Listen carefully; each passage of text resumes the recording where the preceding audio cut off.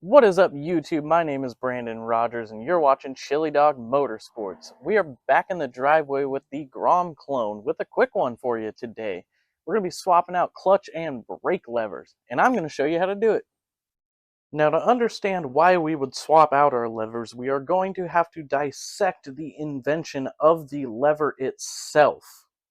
Just kidding, here's a list of reasons why.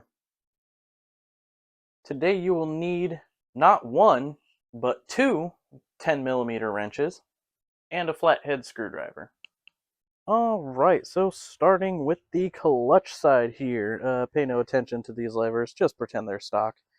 We're going to want to pull back the little boot on the clutch adjuster and loosen the little lock nut and run the adjuster all the way in to give us enough slack. Oh, somebody just did a burnout out there. Nice. Then we are going to take a flathead screwdriver and a 10mm wrench and take out this bolt that holds the clutch lever in the perch. And I will note you do have to unscrew the nut and then unscrew the bolt from the perch. The bolt doesn't just slide in. It doesn't make any sense to me, but that's how it works. Oh, once you have that bolt out, we can now pull our lever out. Oh yeah, I did forget. You have to line up the notch on your... Of course, it doesn't want to line up now. You gotta line up the notches in your adjuster here so the cable can slip through like so.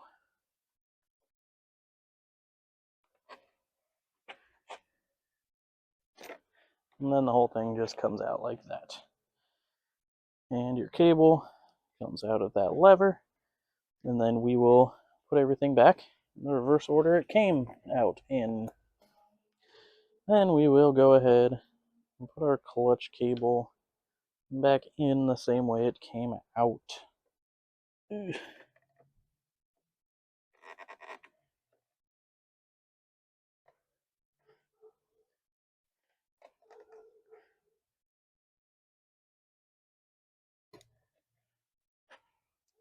Get on in there. There we go.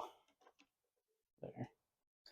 And then we will, oops, line that up, put the bolt back in.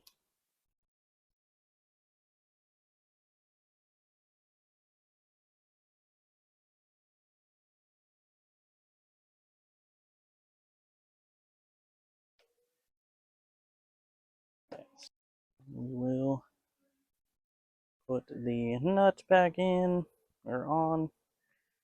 Not really going in anything.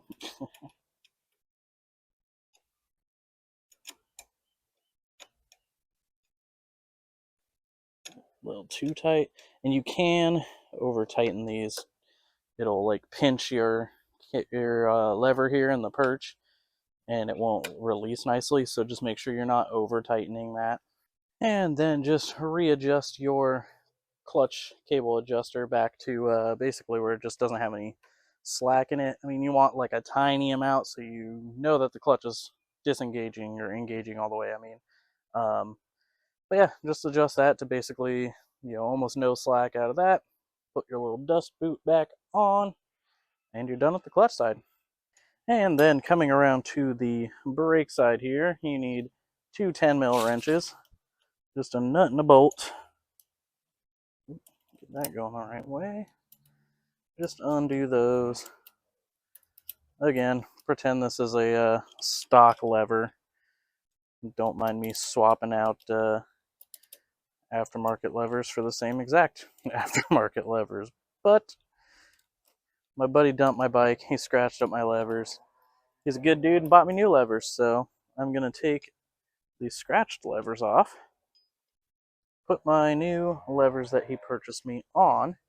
I'm actually going to give him these levers so he can think about what he has done.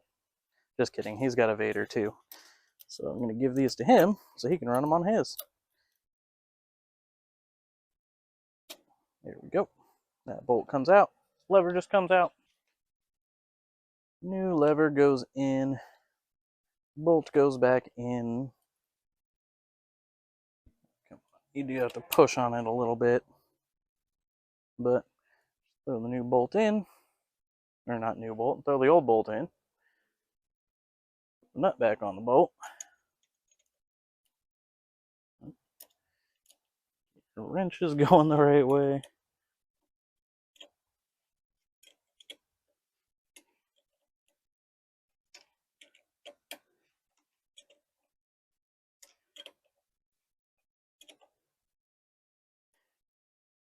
And then same as the clutch side, you can over tighten this and pinch your lever in there. So just be sure it's not overly tight and should be good to go. That's all there is to it. Easy peasy. Probably took you longer to watch this video than it did swapping your levers out.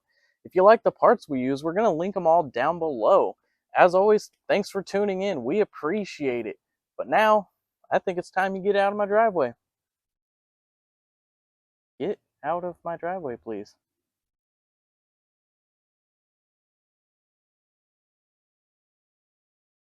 Easy peasy. Of course, somebody's doing a burnout right when I started that. Sick. Thanks, dude.